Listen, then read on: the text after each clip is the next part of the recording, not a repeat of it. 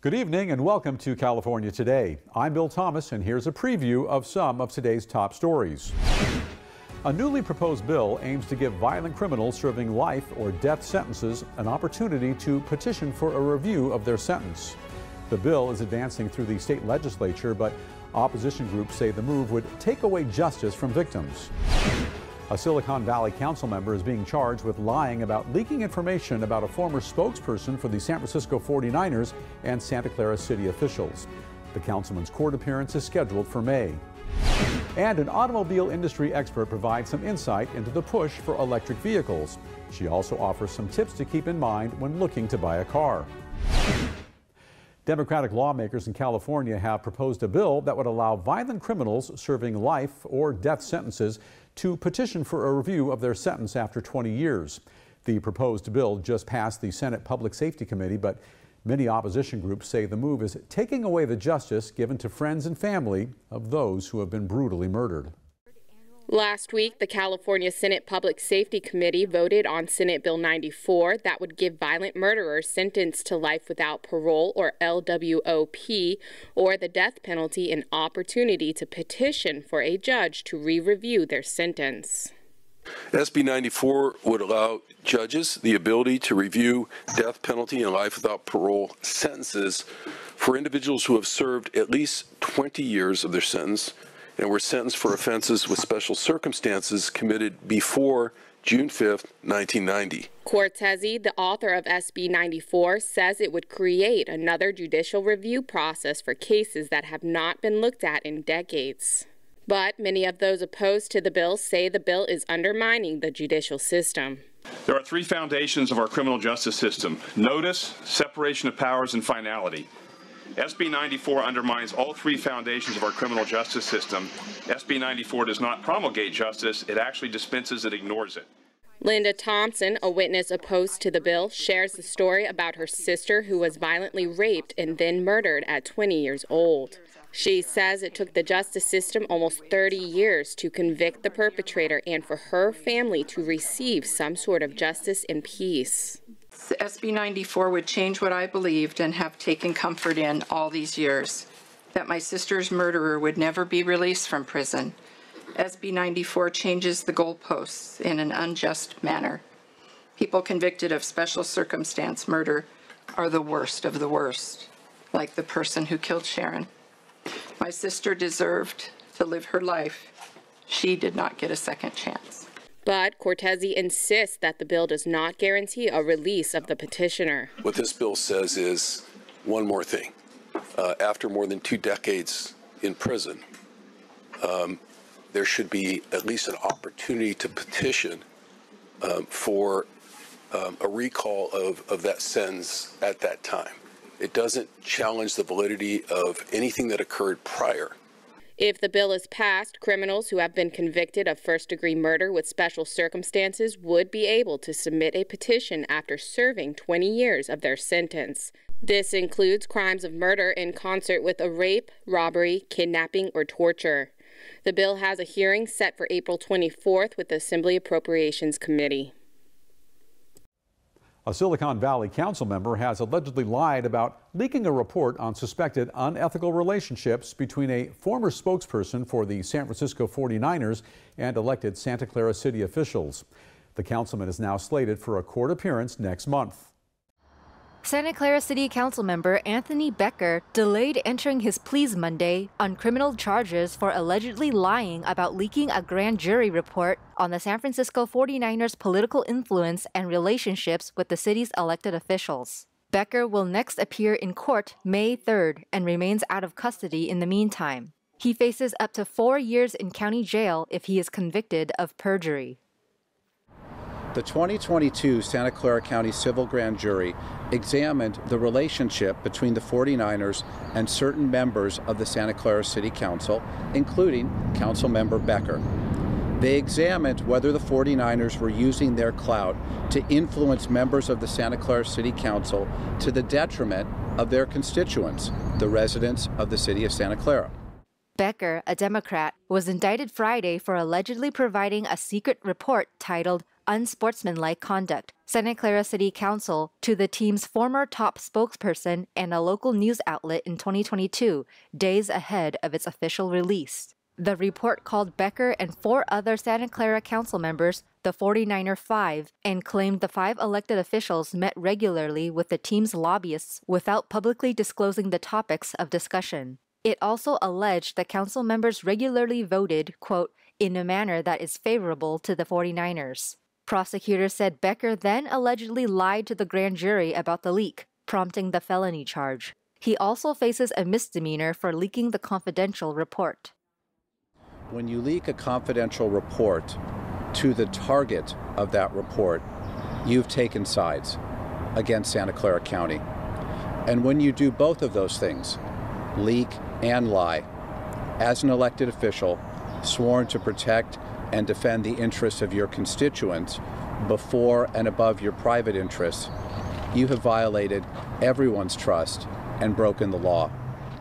Rosen also called on the 49ers to apologize. According to Brian Brokaw, a newly hired spokesperson for the team, the 49ers are cooperating with the district attorney. The 49ers play in Levi's Stadium in the city of Santa Clara, which owns the stadium and leases it to the team. An important story now about the push for electric vehicles and some things to keep in mind when looking to buy a car. NTD's Kevin Hogan speaks with an expert. Joining me now is the car coach, Lauren Fix, automotive sector analyst and industry expert. Really great to have you with us today, Lauren. Thank you. If an American consumer wants to buy a vehicle, whether that be gas or electric, what are the key points they need to take into account, considering the differences in range, maintenance, price, and environmental impact?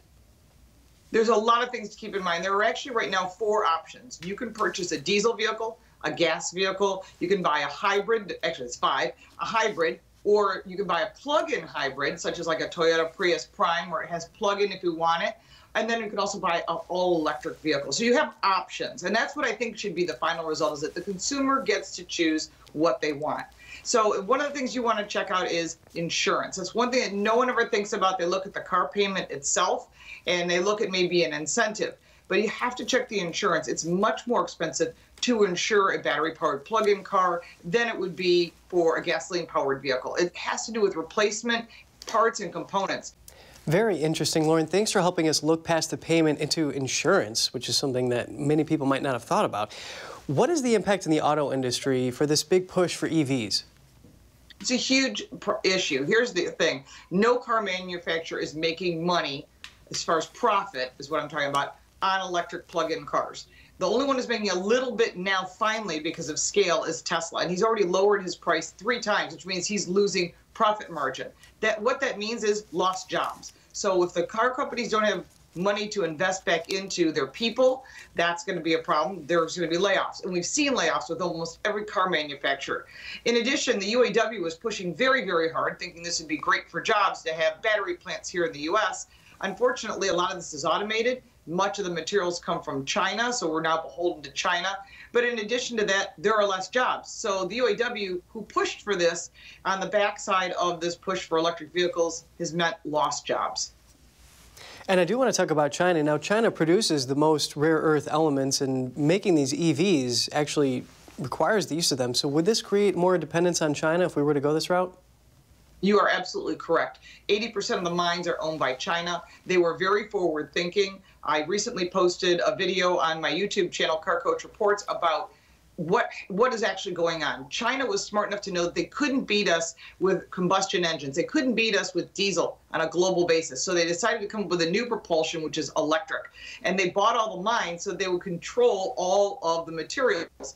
And we don't mine cobalt here in the U.S. because of the damage to the environment. But what no one's thinking about is thinking, oh, it's only going to damage the continent of Africa where a lot of this is done. No, it affects the whole world. The environment is the whole entire planet. So maybe initially it might be in that immediate area, but the recycling of this is an issue. Redwood Materials is the first company to start recycling this. No matter how much money you put into it, 100% of these materials are not recyclable. And this is still going to be a problem because there's a limited amount of cobalt in the planet, where there's an unlimited amount of gasoline and natural gas, and you can use hydrogen. There's other forms of propulsion, and companies like Porsche are very, very smart. they've created synthetic gas. It's already being produced. It's already being tested in Chile, Australia, Germany, and here in the U.S. The source of these rare earths is very important. The car coach, Lauren Fix, thank you so much for your insight today. Thank you. We'll take a short break now, but here's a look at what we have for you when we come back. A fallen soldier has returned to Los Angeles after being killed in a U.S. Army helicopter crash in Kentucky. His grieving family and friends held a funeral procession to honor him. Wildflowers are painting local, regional, and state parks with vibrant colors. This is all thanks to the wet winter that brought much needed water to the Golden State. And the wet winter is also helping extend the state's ski season. Angelenos are enjoying some extra fun in the snow even as warmer spring weather approaches. Those stories and more coming up on California Today.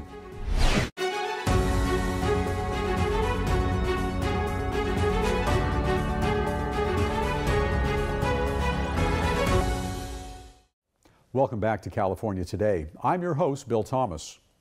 A fallen soldier has returned to Los Angeles after being killed in a U.S. Army helicopter crash in Kentucky. His grieving family and friends received his casket at LAX, and they participated in a funeral procession to the cemetery.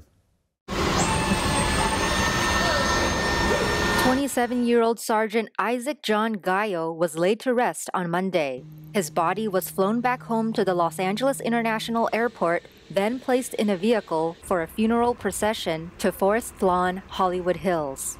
His sister, girlfriend, and other family members and friends were present to receive him. He puts me first, everything he do, and I can feel his love for me. Even though that we fight a lot, he's always there. He always encouraged me every time I doubt myself. He's like my motivation and everything, because he's the opposite of me. I'm an introvert person, but he's an extrovert one. Gallo was one of the 9 soldiers killed on March 29th when a pair of Black Hawk helicopters crashed during a training session near Fort Campbell in Kentucky. He was born in the Philippines and later moved to Los Angeles. He joined the U.S. Army in 2019. He had been studying for flight school and learned that he had got in about a week before the accident. A couple of days before the accident, he was so happy to tell me that he got accepted to the warrant officer application. And of course, I was so happy for him. It's just heartbreaking that he won't be able to do it right now. He waited for about like 2 years to get into that school, but unfortunately he won't be able to do it. Because my dad dreams to be a pilot, and then my dad didn't go through, so my brothers continue my dad's dream. His father wanted to be a pilot, and his father never did that, and so he wanted to become a pilot to honor his dad's wishes. When the ceremony came to an end, they thanked everyone for their support. The reason for the crash is still under investigation. Responding to critical situations is never an easy task. The LA County Sheriff's Department gave the public a peek into the training which officers go through to prepare for active shooter incidents. Let's take a look at the video they shared on Facebook.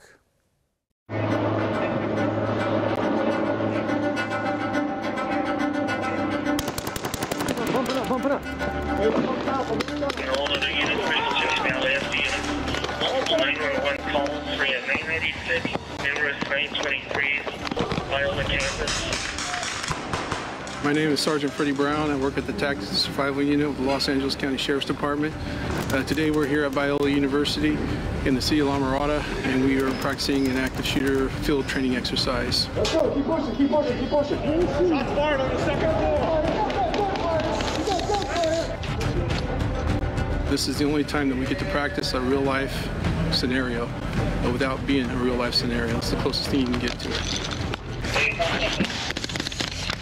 He's down. Put it out. One suspect down, third floor. One suspect down. Before COVID hit, we were running about 16 to 18 of these field training exercises a year. We're back up to running about 10, maybe 12 field training exercises at the station level. Our Tactics and Survival Unit have implemented simulated gunfire, flashbangs, fire alarms, and smoke machines. There will also be role players who have undergone real-life injuries via makeup. Can you walk? Can you walk? Can you walk in there? No. We're doing the training exercise with a joint task force with the LA County Fire Department, where we practice Rescue Task Force 2, along with the field training exercise of dealing with an active shooter. We also end up having our weapons teams, as far as our SWAT teams and stuff, that end up coming and working with us. So it gives our officers a chance to work with more experienced officers that have a little bit better training. Although we hope we do not have to handle this type of call, but if we do, we will be ready. For any more information on dealing with active shooters, you can log on to lasd.org.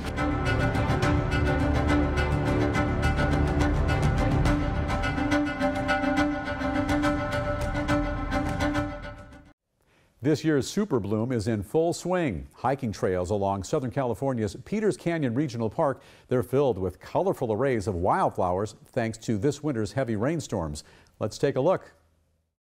Peters Canyon Regional Park is in full bloom. Hikers have the opportunity to enjoy many different types of wildflowers, beautiful views, and wildlife sightings. Parks resource specialist Kelly Brugman told Epic Times that the strong showing of wildflowers this year is due to the recent heavy rainfall. The rain triggers wildflower seeds to germinate. Brugman added that the last time the state saw a wildflower bloom of this caliber was in 2019. The bloom also brings to the park various types of birds looking for their next meal, and the park's topography offers something for hikers of all levels to experience. Peters Canyon Regional Park is open from 7 a.m. to sunset. More information can be found on their website at ocparks.com/parks-trails/Peters Canyon Regional Park.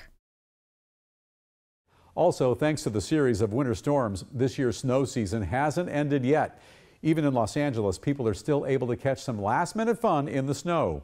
NTD hears from some skiers who say they thoroughly enjoy the extended snowy conditions.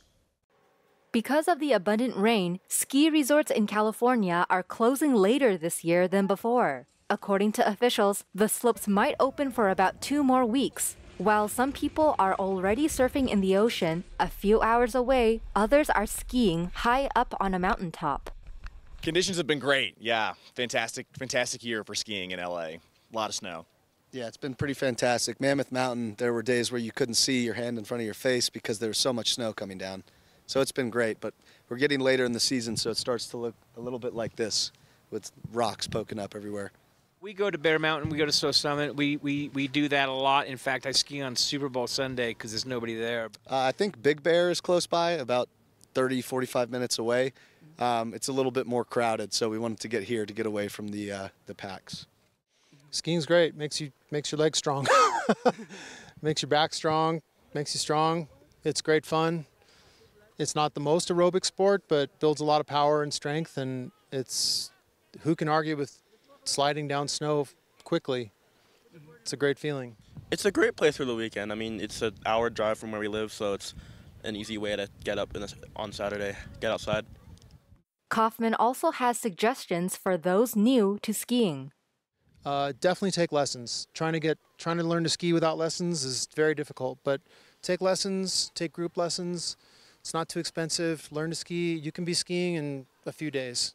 According to the Los Angeles Department of Water and Power, the recent snow survey for the 2022 to 2023 winter season revealed a record snowpack of nearly 300% of normal for the Eastern Sierra on April 1st. That's enough to meet up to 80% of the city's water demand for a year or more, or enough to supply water to more than 1 million households. We'll check in now with NTD's Tyler Castillo for today's Sports Roundup.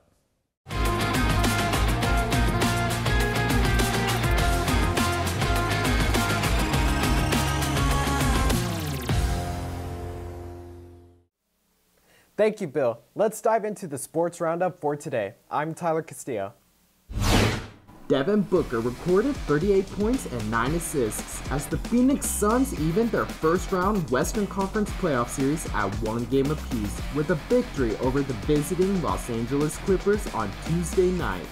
Kevin Durant added 25 points, 6 rebounds, and 5 assists as Phoenix rebounded from a Game 1 home loss. Kawhi Leonard registered 31 points, 8 rebounds, 7 assists, and 3 steals, and Russell Westbrook added 28 points for the Clippers. Game 3 of the best-of-7 series is Thursday night in Los Angeles. Suns 123, Clippers 109. Shohei Ohtani hit a 2-run homer in the first inning, and visiting Los Angeles recorded a victory over New York. After Taylor Ward opened the game with a double, Ohtani hit his 4th homer of the season. He lifted a 2-0 pitch from Clark Schmidt into the Yankees bullpen in right center field for a 391-foot drive. Anthony Rendon also drove in 2 runs for Los Angeles, hitting an RBI single and a sacrifice fly that scored Ohtani. Angels 5, Yankees 2. Jazz Chisholm Jr. lofted a go-ahead 3-run homer in the 4th inning, leading host Miami to a win over San Francisco. Chisholm, in his first year as an outfielder for the Marlins, also made an impressive run catch in center field. Miami won for the 6th time in 7 games while San Francisco took its 5th consecutive loss. Yasser Zemsky belted a 2-run homer for the Giants, who are in the midst of their worst skid since they dropped 5 straight last September, 6-9. Marlins 4, Giants 2. Right-hander Spencer Strider took a no-hitter into the 6th inning as visiting Atlanta defeated San Diego to stretch its winning streak to 8 games. Strider allowed 1 hit, a 1-out 6-inning single to center by Juan Soto in the 6th, past diving second baseman Albi. Strider also gave up 3 walks and struck out 9 over 6 innings to improve to 2-0. Albies and Olsen each hit a 3-run homer off Padres relievers late in the game after Murphy had a hand in both Atlanta runs off Padres starter Blake Snell. Braves 8, Padres 1. Marcus Stroman threw 6 innings of shutout ball as Chicago won in a pitcher's duel with host Oakland in an interleague game. Stroman and A's left-hander Ken Waldichuk had done most of the heavy lifting in a scoreless tie. Trevor May, the Athletics' 4th pitcher, set the stage for the Cubs, scoring by walking the first man he faced, Seiya Suzuki. Michael Fulmer and Michael Rucker went 3 outs apiece to complete Chicago's 3rd shutout of the season. The A's finished with just 2 hits, both off Stroman, who gave up a double to Capel, 1 other single and 2 walks in his 6 innings. He struck out 5. Cubs 4, A's 0. And that is all for the Sports Roundup for today. I'm Tyler Castillo. Back to you, Bill.